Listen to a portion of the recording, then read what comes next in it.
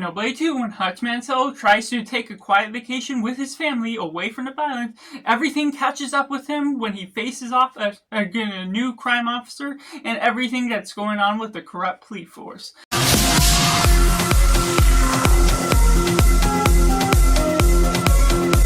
Hello everyone, welcome to Cinema, where we focus on a film. I'm Josh, this is Simply Cinema. Let me know down in the comments below what you thought of Nobody 2. Was it good, was it bad, or somewhere right in the middle, or if you're waiting for this review to decide if you're going to see it or not. And taking it right in positive, Nobody 2 goes right off the rails once again with all of the action that is favorable, it is fun, and you're getting all the antics being pulled off from the original film, but with a lot more variety of weaponry, of what you're doing with the set design. You're constantly moving into different settings, even if you're in the same general location, in the same city that they moved into for a vacation, and what you're getting out of the story as a whole, it provides all the answers that, while this film might not be necessary as a sequel, it still provides the reasons behind Hutch and what he's doing now, and why he has to move to a new vacation spot with his family, what they're all trying to get away from. But that only leads into a new settlement of new villains that provides a different variety, a different tone, so it doesn't feel contrasting too much from what we got in the original, but it also still carries on a different settlement of what you're feeling throughout, doesn't go about all the same story beats, which tackles on a new line of fresh characters while carry on the ideas of what you're getting before. You're carrying on the family element a little bit more, providing a little bit more screen time for what we're getting out of the wife and his kids, how we're building up the friendships with his friend as well as his father just as well, and there's just a great cast throughout, and what we're getting out of Sharon Stone as the head villain is something that's really ecstatic, that really pizzazzes something different out of her than you normally expect for her roles. It's a little silly in some circumstances,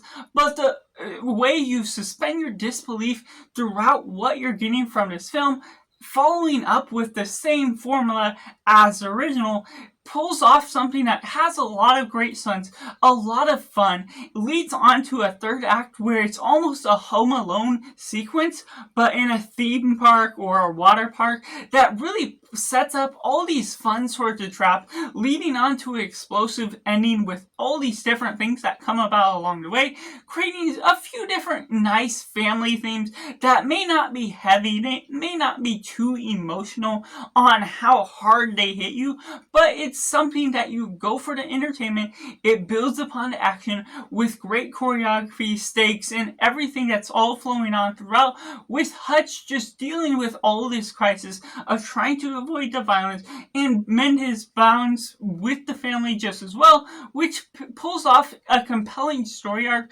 that you're starting with from the very beginning. Which takes me into the mix elements. Of course, with this new film, there's providing a question of necessity, and of course, pretty much any sequel comes out with no requirements of being necessary. It provides enough reasons for its existence, but whether it really fits your requirements is going to be very subjective, because there's also a different tone that might not be too contrasted from what the original does, but this does set up all these different things along the way that goes about a different flow, a different tempo that may not match the style you were appropriately wanting. And if you did or did not like the original, I cannot say if you automatically will have the same opinion toward this, because of all the new things and fresh different elements they come about along the way. There's just a different sort of vibe that, even as a fan of the original, I wasn't as much of a fan of this, but I've heard just the opposite opinion, where those that were a fan of it really like this a little bit more. So it could just be across the board. It's hard to predict what exactly will be your particular judgment just based off of what your opinion is of the first one, because maybe people that didn't like the first will be able to enjoy this one that much more because of a different tone, because of the settlement. It still goes about the suspension of disbelief, so you're not disregarding that. It's not too far left field from what the original sets up, what your expectations are going into it, but there is certainly some story arcs that come about along the way that could throw off what you're ultimately expecting to come out of this film and what you ultimately receive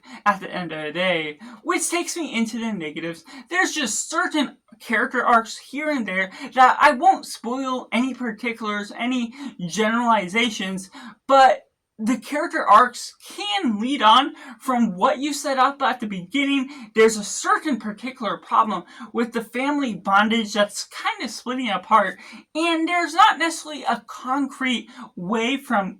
point A to point B that resolutes everything that it sets up to be a problem. There's certain things that, of course, it's meant to be a fun movie for the sake of being fun, but even in the first movie, they set up some boundaries,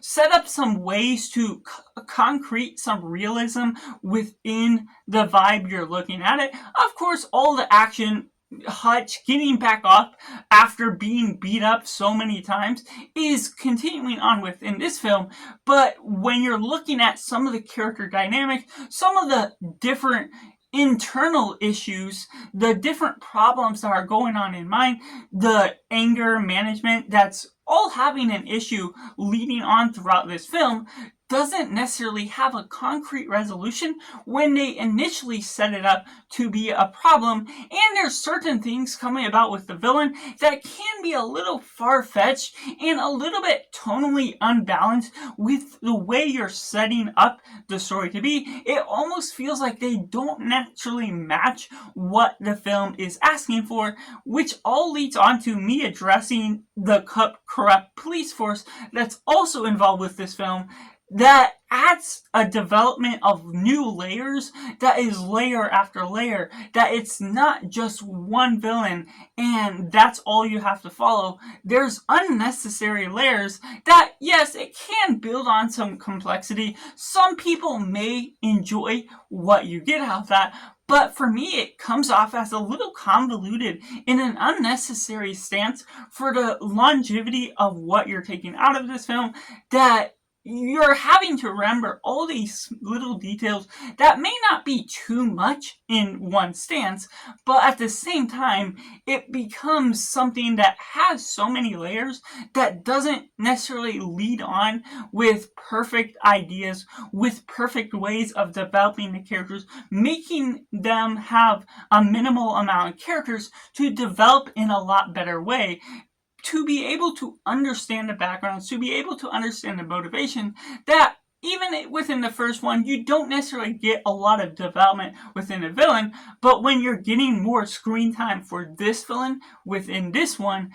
it just doesn't necessarily build upon anything more necessary, anything smarter within the relief. What you're getting out of everything is doing with the characters, whether in the villains or the good guys. And you're also getting Christopher Lloyd as the father character, who continues, just like the first one, to come in and out of the film, not necessarily have a large stance. And even though you do bring in some of the more family time where you get a little bit more out of the wife, out of the kids, you're not getting as much still out of the father, even though he's brought along to the vacation just as well. So that's just my personal thoughts on Nobody 2, which I have to rate a simply 5 out of 10. Let me know down in the comments below what you thought of Nobody 2. Was it good? Was it bad? Or somewhere right in the middle? Or if you're waiting for this review and now going to see it or not, let me know what you thought of my opinions based on your reflection of your viewing of the film, and make sure to like this video if you enjoy it. Subscribe if you haven't already to join in film culture community where we talk about the love of cinema as a whole. And that's just all. Make sure to do yourself a favor and go watch a movie.